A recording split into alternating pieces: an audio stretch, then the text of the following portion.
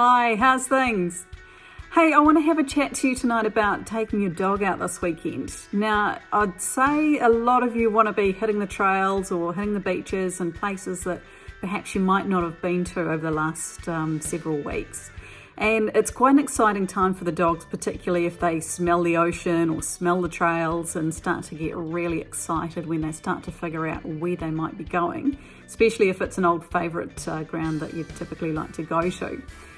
I would imagine that energies are going to be quite nutty this weekend, and even from the moment that you take off, they're going to be very excited in the vehicles, but as well as when you stop, their energies are going to be going right through the roof. What I want to tell you about is a wee exercise that you can do with your dogs this weekend before you let them out of the vehicle. You can practice this when they get into the vehicle too, but more so when you're about to get out, because that's when the energies are going to be greatest. If you can, clip them into the vehicle before you go anywhere. So if you have a harness that you use for them and a seatbelt connector or even something that can tie them into the back of the vehicle, try to keep them safe first of all from that point of view.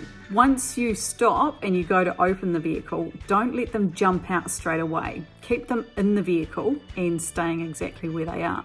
Now, you might have to block them from getting out of the door if they're a dog that likes to jump out straight away. Otherwise, make sure they stay in and then ask them to sit and ask for a down.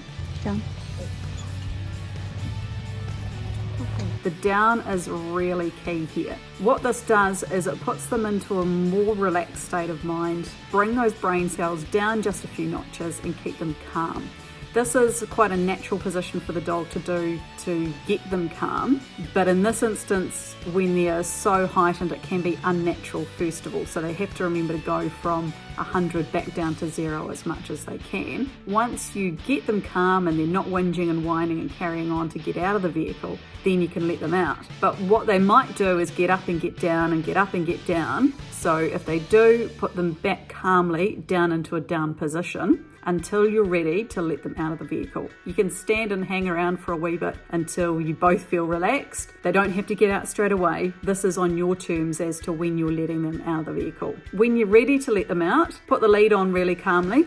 And again, make them wait. Don't let them jump straight out of the vehicle as soon as you've put that lead on, and then lead them out the door. You might also want to put the lead on as soon as you start this exercise and open the door, because what that'll also do is give you a bit more control if they do decide to push past you, but make sure that they don't get out until you say so.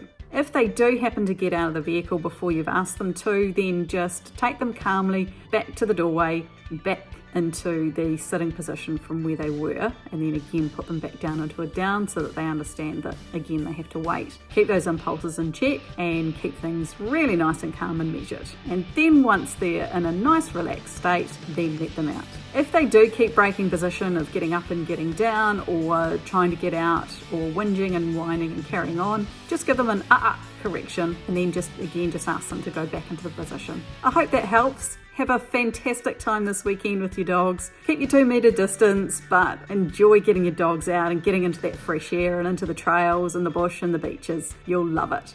See you later.